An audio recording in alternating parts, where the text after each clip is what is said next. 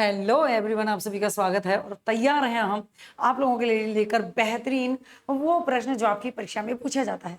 यानी कि क्या पूछा जाता है? ज्ञानपीठ पुरस्कार हिंदी साहित्य के अंतर्गत किस किस को मिले हैं।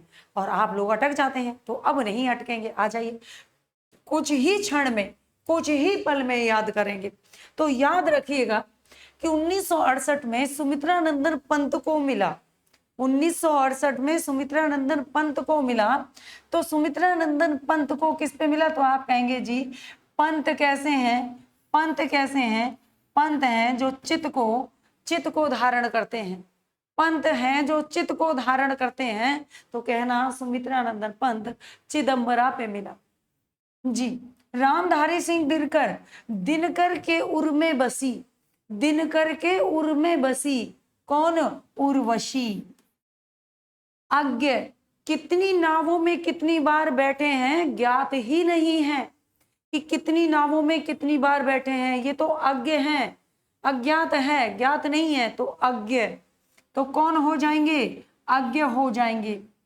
महादेवी वर्मा, तो महादेवी वर्मा आप कहना महादेवी वर्मा। वर्मा यानी कि यामा। यामा कौन? माँ महादेवी।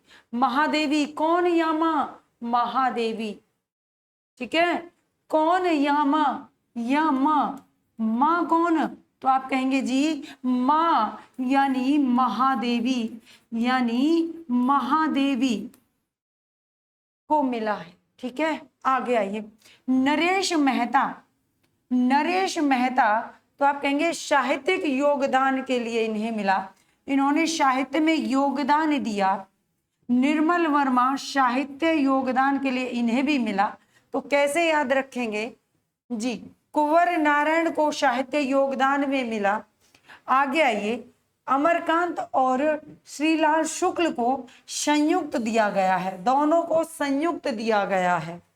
ठीक है भाई, क्या है कह रहे हैं जी? अमरकांत, अमरकांत कह रहे हैं हे श्रीलाल, हे श्रीलाल।